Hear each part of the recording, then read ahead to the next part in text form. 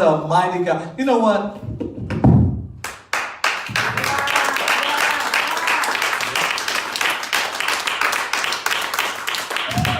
We serve a mighty, mighty, mighty good God.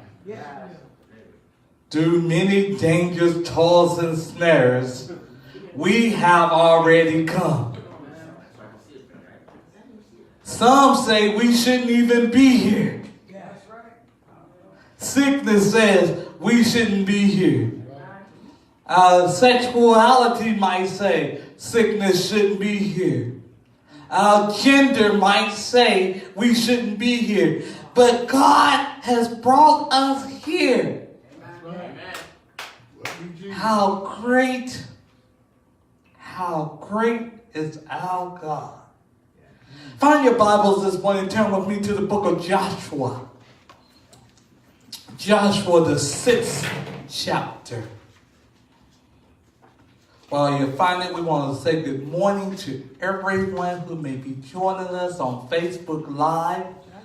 We know when you're there, we're so happy to see you. We know some Sundays we get 30, 40 people watching us live. And good morning. Thank you for tuning in.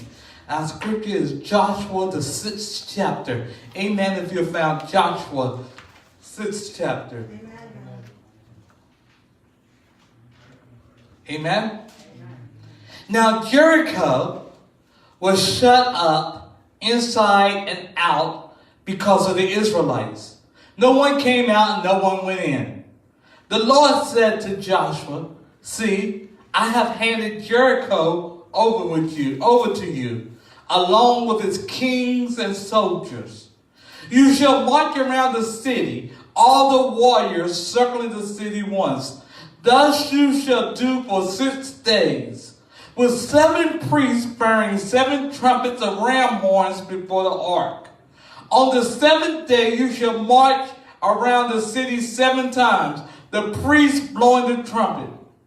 When they make a long blast with the ram horn, as soon as you hear the sound of the trumpet, then all the people shall shout with great shout, and the wall of the city will fall down, and all the people shall charge straight ahead." Cynthia, pray for me, please. Bless you, God. Hallelujah. Hallelujah. Hallelujah. Hallelujah. Hallelujah. We bless you, Lord. We bless you, Lord. We thank you. We thank you for coming into this space and being with us so that we can praise you, Lord. We thank you for giving this man of yours the message for our hearts and our minds, to go through our ears, to come into us, to make sense for us, to make sense to us, so that we can take that message that you gave him for us to use it for your people, for your glory. Hallelujah. Thank you, Lord. Thank you, Lord. In Jesus' name, amen. Amen. Amen. Thank you. When I was a kid, there was a song. Joshua fought the battle of Jericho, Jericho, Jericho. Joshua fought the battle of Jericho, and the walls came tumbling down. Up to the walls of Jericho, he marched with spear in hand. "Go blow them ram horns," Joshua cried, "'cause the battle is in my hand." Joshua fought the battle of Jericho. Oh, Jericho, Jericho. Joshua fought the battle of Jericho, and the walls came tumbling down. We can take that one on the road. But this song makes you think that the walls falling down in Jericho has something to do with Joshua. But the truth is, Joshua ain't have a thing to do with the walls falling down. In fact, I would say yeah, he did have something to do, but not in the way that we think he had anything to do with it. And by looking at today's scripture, I learned 4 lessons about Joshua, the Israelites, and the walls of Jericho. First of all, before I even go there, Jericho stood between Joshua and the Israelites making it to the promised land. And so to get to the promised land, they had to defeat Jericho. And Jericho was something like Sodom in that it was a wall all around the city. Anybody been to Old San Juan, Puerto Rico? Y'all like the way I say Puerto Rico? Puerto Rico. I went to Old San Juan and I saw what it meant to be a fortress city. All around the city, there's this wall. And there's holes in the walls for the cannons to shoot out. But you can't get in and you can't get out the city if they close the wall up. And so that's sort of how Jericho was. There was a wall around Jericho that protected it from people who tried to invade it. And see, God had promised the promised land to Abraham years before this even happened. And so here's another obstacle in the way, keeping the people from going where God had told them they were going to go. So there was 4 lessons that I've learned. And the first lesson is there's a vast difference between God's way and the way of humanity. There's a difference between God's way and the way of humanity.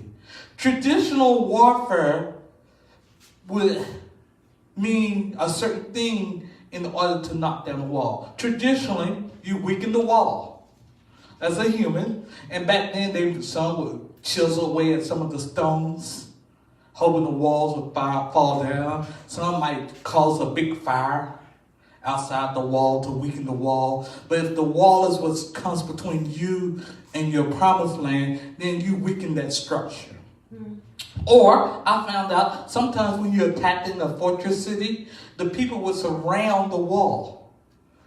And they stay there for a long time, keeping anybody from getting in and getting out. And so therefore, the resources that the people needed couldn't get into the city. You know, you lock yourself up in the home in a snowstorm, there's only so much bread, milk, and eggs you can buy. Eventually, that storm got to give so you can go out and get what you need. Well, that's the same thing with the wall. They had so many resources, but eventually, they had to open up and go out. Sometimes, when trying to defeat a fortress city, people would build a ramp. Basically, they would make mud piles, dirt piles on top of dirt, on top of dirt, trying to get higher than the wall. Then they would climb up the dirt pile and get over. And then another way they would wait for somebody to come and break the security. If you stand out in front of the long wall so long enough, somebody's gonna go out. And when they go out, you can go in. But each of these methods of assault took weeks and weeks and weeks and weeks and weeks, or even months. And while you're standing there waiting on for them to go out, all of a sudden your numbers begin to dwindle.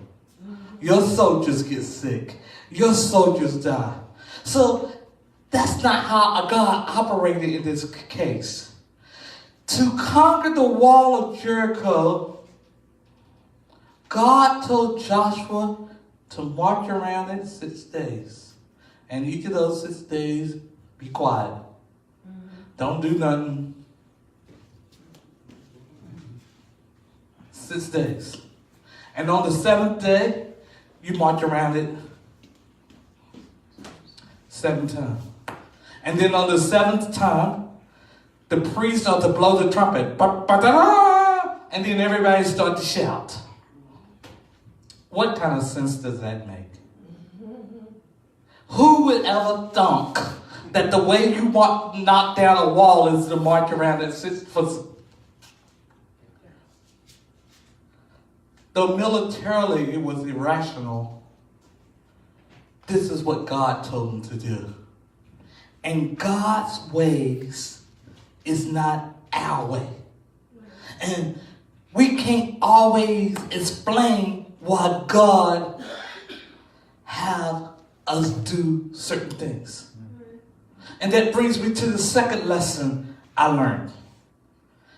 There is an uncompromising relationship between the grace of God, our faith, and obedience to God. By faith, the walls of Jericho fell after the people had marched around it 7 days. Now, I've talked enough about the Israelites over the years, and we all know that a lot of times the Israelites, their faith dwindled, and a lot of times the Israelites was quite disobedient. They did just the thing that God told them not to do. Yet, today, on this occasion, they were obedient. And because of their obedience, I'm not going to say because, I'm going to say through their obedience, the Spirit of God was able to move. Third lesson I learned. Wait on God's time.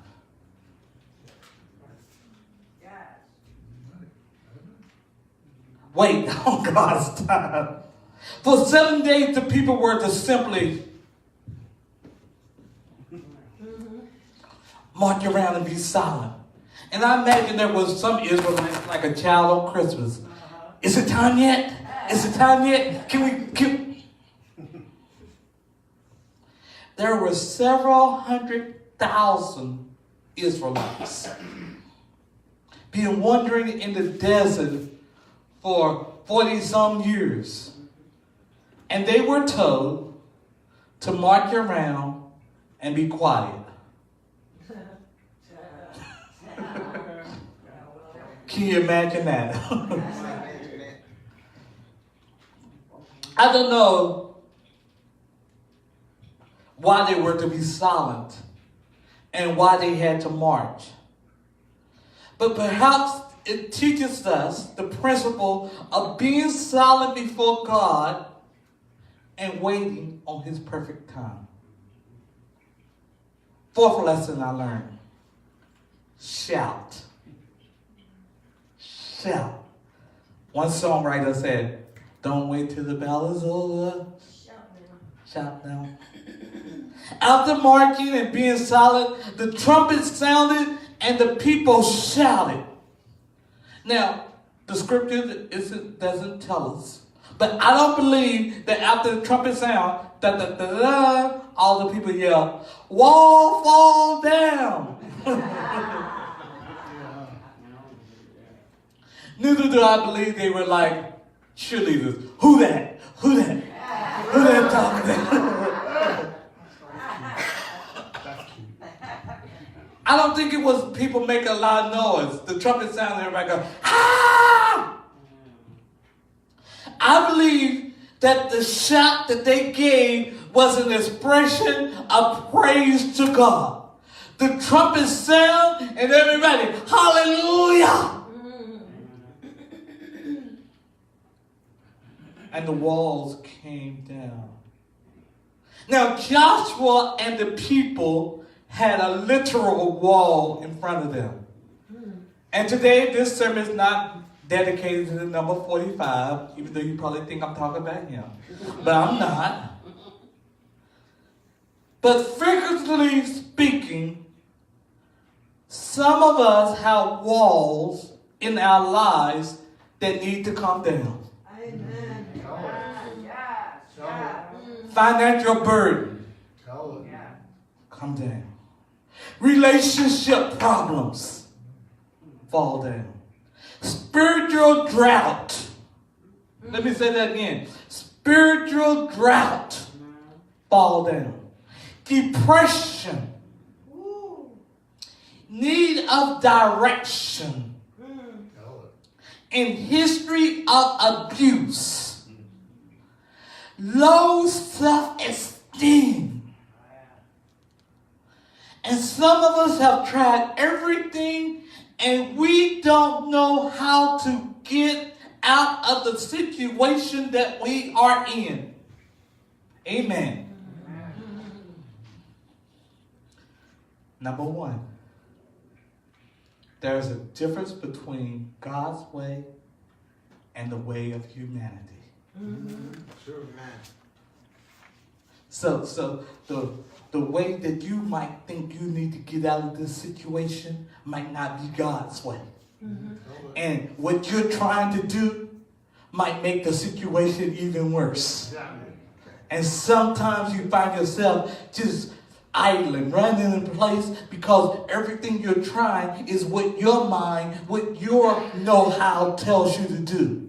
But our way is not God's way. God might have you go in a completely different direction. I know people used to say, honey, have you prayed about it? But let me ask you that again. The situation that you're in today, honey, have you prayed about it? Have you asked God what direction you should go? You might be ready to run and God is telling you, stand still.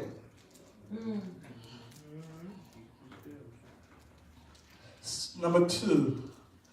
There is an uncompromising relationship between the grace of God, our faith, and obedience to God. You're in your situation, and God is telling you what to do, and you're going to do what you want to do anyway. And you ask the question, well, God, why aren't I blessed? God, why is my finances all messed up? God, why can't I find that husband? God, why can't I get a better job? God, why am I so upset? God, why I'm so depressed? And God's like, I told you what to do. And you're hard-headed.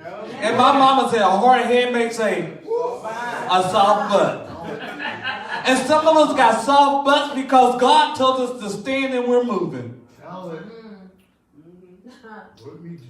Obedience. Yeah, we have faith in God. Oh, I believe in God, the Father Almighty, maker of heaven and earth. But as soon as He tells you to do something, you're going to do your own thing. And then you find yourself being arrested for going into the strip club. God told you in the first place, don't go there. Jump there.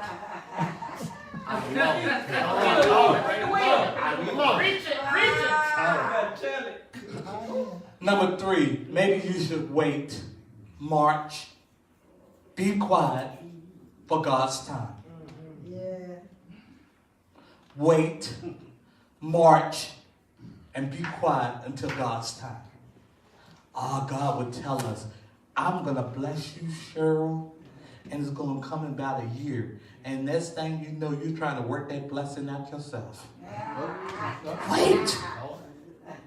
March around it. March around that situation. That financial difficulty. March around it. Wait. Keep your mouth shut and just pray about it. March around that husband. March.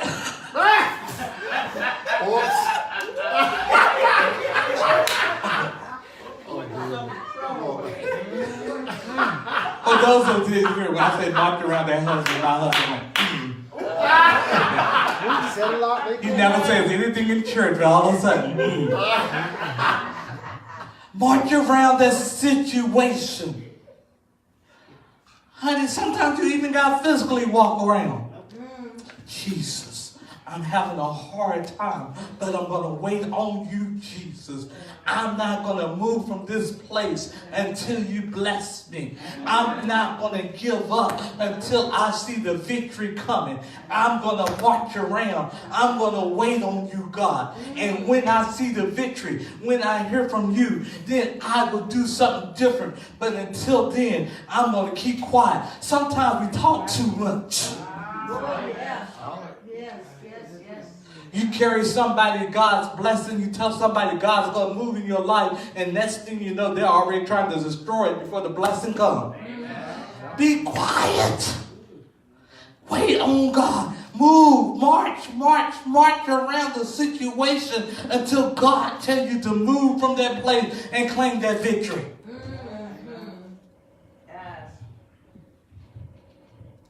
Shout.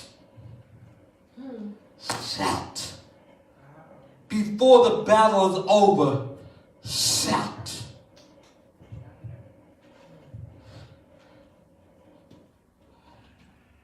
One scripture says, speak those things that aren't as if they were. Shout. Get into the habit of not dwelling on the bad, but joyfully proclaim the victory. Joyfully proclaim the blessing. Joyfully proclaim the movement of the Holy Spirit in your life. Shout. Hallelujah. Thank you, God. I'm going to be victorious. Hallelujah. Thank you, God, because that finances is going to come. Hallelujah. Thank you, God, because tomorrow is going to be a better day. Hallelujah. Thank you, God, because the wall in my life, that thing in my life that's holding me down, can't hold me down no longer. And that wall has to fall down. And keep proclaiming that victory. To keep shouting until reality connects with spirituality and you see that wall start to fall. Amen. This is Black History Month. Last Sunday of Black History Month. Y'all thought we were going to let the month go by without saying anything. And the history of people of color is a history of people who have had determination to make walls fall down. My mind can't help but go to the slaves on the plantation, walk around just singing their song. Nobody knows. I got shoes, you got shoes. They thought they were just singing slaves, but those slaves were being quiet. They were contemplating until the time came for them to escape. And then when the time came, they moved by the Holy Spirit and they became free individuals. Amen. My mind can't help but go to President Barack Obama.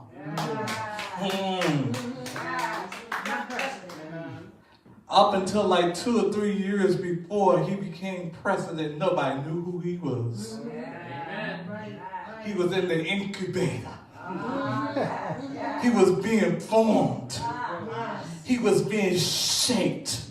He was quiet, sitting until the background, until the time came for that glass ceiling wall to come tearing down. And then the first black man was elected president of the United States of America.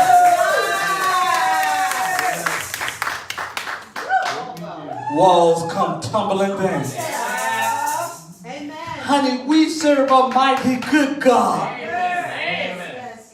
And at the beginning of my sermon, I said that Joshua had very little to do with the walls falling down. Yes. Right. And the reason why I said that, because yes, Joshua was obedient. Yes, Joshua was faithful. Yes, Joshua shouted and the people of Israel shouted. But the walls came down because God said it's time for them to come down. And it was the Lord in Joshua's life and in the life of the Israelites working on their behalf, turn down walls. And in our lives, if we're faithful, if we're obedient, if we're quiet when we have to be quiet, if we march when we're supposed to march, we can see the walls in our lives come down. Why? Because the Lord is our strength. The same God that took care of Daniel in the lion's den. The same God that took care of Shadrach, Meshach, and Abednego. The same God that was with Harriet Tubman when she led the slaves out of slavery. The same God that walked with Richard Allen from 3rd Street over the 6th and Lombard to start the AME Church. This same God Almighty is the God that dwells in our life. The Lord is my strength.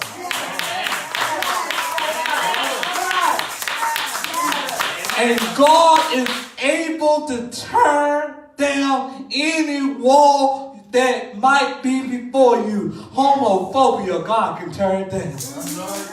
Racism, God can tear it down in your life. Poverty, God can tear it down. A lack of direction, God can tear it down. Loneliness, God can tear it down. Whatever facing you today, God can tear it down. Just be quiet. March. March around that situation. March around that problem.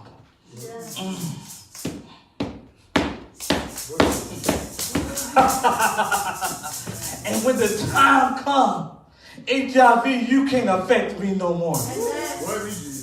Homophobia, you can't affect me no more. Loneliness, depression, you can't affect me no more. It's time for you to fall down. Not by might, not by strength, but by my spirit. Amen. Says the Lord. Stand back, church. Stand back and watch God work in your life. Yes. It starts with faith. Yeah. Knowing that God doesn't move in your way, but in God's own way. Obedience, being quiet, and then worshiping God. How great is our God? Sing with me, how great is our God? And all will see how great is our God. No matter what you're going through, sing, how great is our God. Sing with me, how great is our God. And all will see how great is our God. Next week when that wall comes before you, becomes visible, you can look at that wall and say, how great is our God. Sing with me, how great is our God. And all will see how great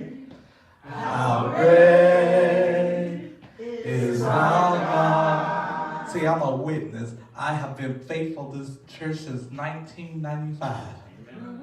And then it got to the point about 2 years ago that the church wasn't able to pay me a paycheck. And then about in January, I decided, well, you know, the church is going to have trouble paying for my health insurance. I kept quiet.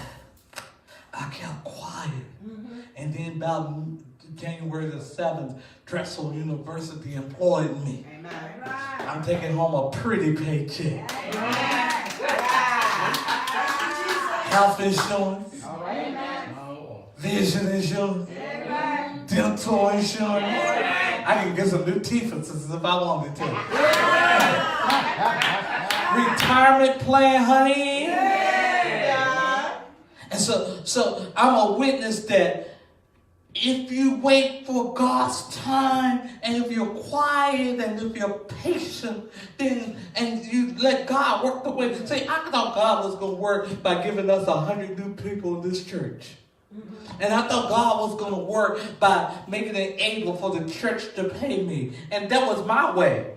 But God said, no, I got something else. You're going to Drexel, and Drexel going to pay what these people came. And it all worked out for the good. And so that's why I say, how great is our God. Sing with me, how great is our God. And all will see how great